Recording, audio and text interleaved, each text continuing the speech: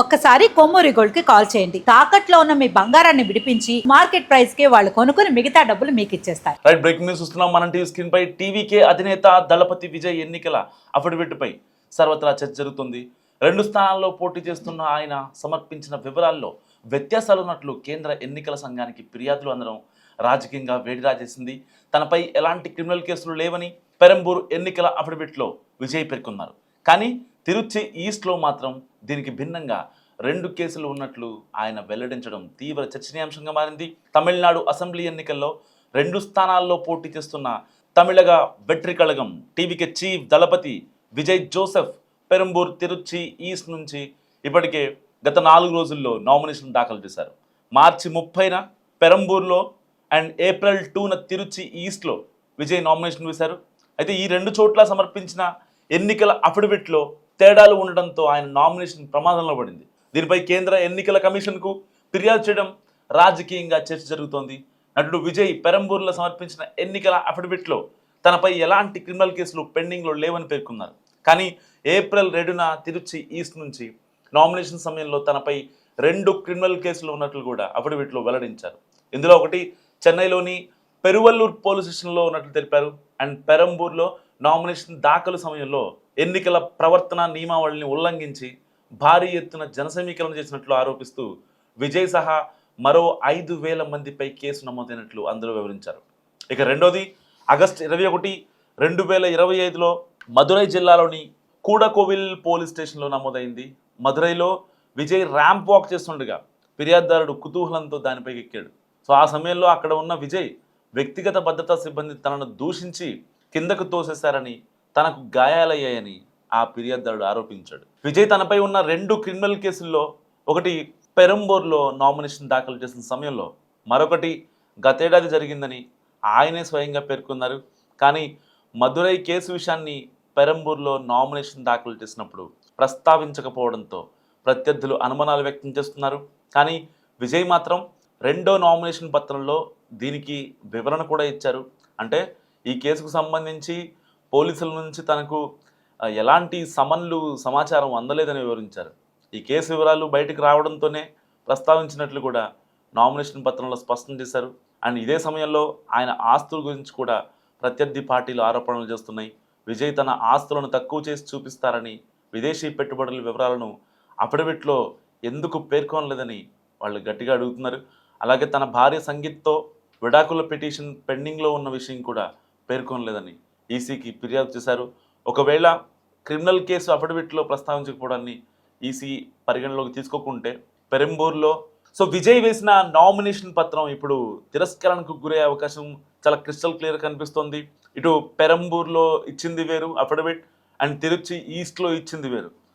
2 రకాలుగా ఆ యొక్క కేసుని పక్కన పెట్టేసి, ఎందుకంటే ర్యాంప్ వాక్ చేస్తుండగా విజయ్ ఆ ఫిర్యాదుదారుని ఎవరైతే ఉన్నారో అతను భద్రతా సిబ్బంది అండ్ వ్యక్తిగత సిబ్బంది తనను దూషించారని, చంపబోయారంటూ అతను ఒక పిటిషన్ వేశాడు.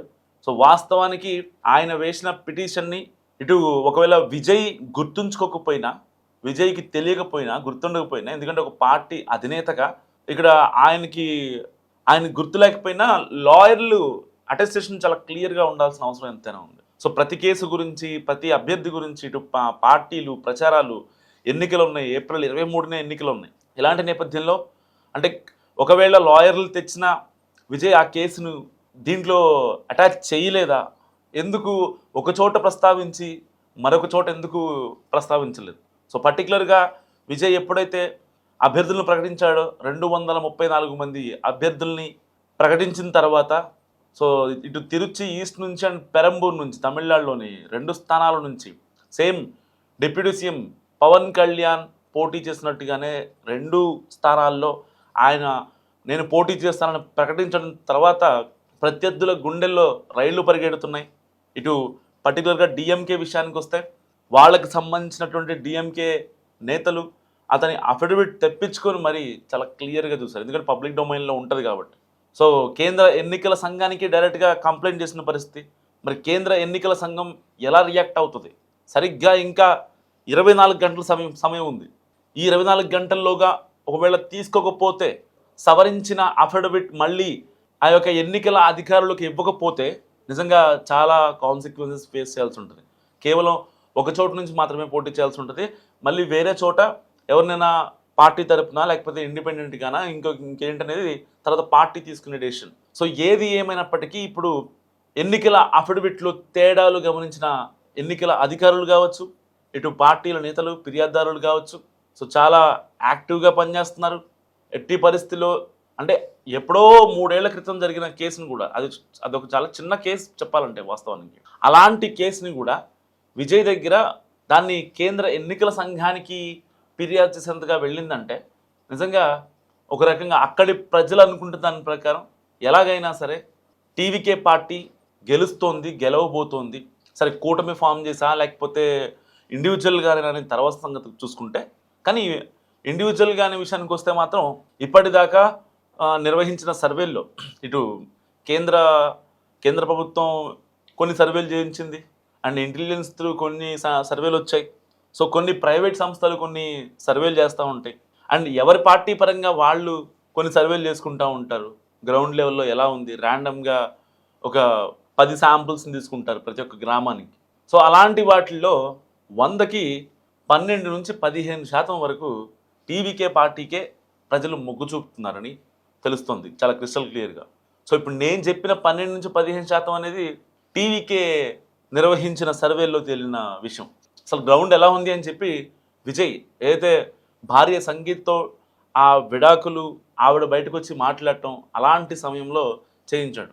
సో మళ్ళీ చేయించే అవకాశం లేకపోలేదు. ఎందుకంటే త్రిష వచ్చాక అండ్ అమిత్ షాతో కలవడం, ఏదైతే ఆ స్టాంపేడ్కి సంబంధించి 41 మంది చనిపోయారో దానికి సంబంధించి డైరెక్ట్గా ఢిల్లీ పెద్దలతోనే త్రిష రంగంలో దిగి మాట్లాడటం, ఇలాంటివి జరిగిన తర్వాత ఇంకా అసలు ఎంత గ్రౌండ్లో ఎంత పాజిటివిటీ ఉంది అనే అంశాన్ని కూడా ఇటు పరిశీలిస్తున్న పరిస్థితి.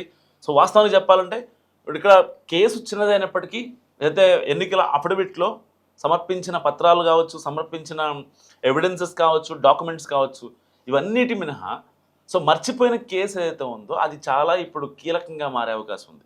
సో మనం కూడా కొన్ని మిస్టేక్స్ చేస్తూ ఉంటాం, కానీ ఆ చిన్న మిస్టేకే ఫ్యూచర్ని ఇబ్బంది పెట్టేంతలా ఉండదని మనం ఎక్స్పెక్ట్ చేయడం కొన్నిసార్లు. సో సేమ్ సిచ్యువేషన్ ఇప్పుడు టీవీకే చీఫ్ విజయ్కి జరిగింది. సో విజయ్ మర్చిపోయిన ఒక కేసు గురించి ఇప్పుడు తమిళనాడులో నానా రాద్ధాంతం జరుగుతుంది.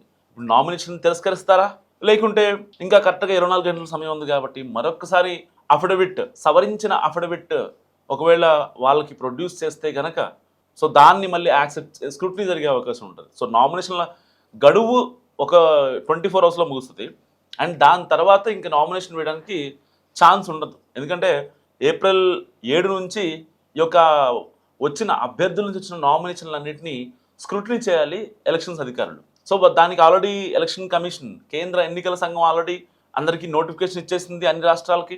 సో పర్టికులర్గా ఒక రాష్ట్రానికి మార్చే అవకాశం ఉండదు కాబట్టి సో 24 గంటలు మరి విజయ్ ఏం చేస్తారు ఇప్పుడు చాలా ఆసక్తిగా మారింది. మీరేమనుకుంటున్నారు? విజయ్ నామినేషన్ తిరస్కరించే అవకాశం ఉందా, లేదంటే సవరించిన నామినేషన్ మళ్ళీ యాక్సెప్ట్ చేస్తారనుకుంటున్నారా? సో అసలు విజయ్ ఏమనుకుంటున్నారు? ఇప్పటికే విజయ్ అభిమానుల్లో, ఇటు విజయ్ కార్యకర్తల్లో, నేతల్లో, ఇటు పార్టీ ప్రధాన కార్యదర్శులు కావచ్చు, వాళ్ళందరూ బయటకు వచ్చి చాలా గట్టిగా మాట్లాడుతున్న పరిస్థితి. ఎట్టి పరిస్థితుల్లో అలా ఎలా చేస్తారు, అలా ఎలా రిజెక్ట్ చేస్తారు అని మాట్లాడుతున్నారు. కానీ వాస్తవానికి ఇక్కడ టీవీకే చీఫ్ విజయ్ చేస్తుంది మిస్టేక్ చాలా క్రిస్టల్ క్లియర్గా కనిపిస్తుంది. ఒక అఫిడవిట్లో యాడ్ చేసి ఆ కేసుని ఇంకో అఫిడవిట్లో యాడ్ చేయకపోవడం నిజంగా గమనార్హం. అంటే ఆ స్థాయి వ్యక్తి ఇంత చిన్న మిస్టేక్ చేస్తాడని ఎవరో ఎక్స్పెక్ట్ చేయరు. సో మీరేమనుకుంటున్నారు? విజయ్ మిస్టేకా లేకపోతే లాయర్ మిస్టేకా? సో ఫైనల్గా ఏం జరగబోతుంది? తిరస్కరణ లేకపోతే 2 చోట్ల నుంచి పోటీ చేస్తారా? మస్ట్గా కామెంట్ చేసే ప్రయత్నం చేయండి.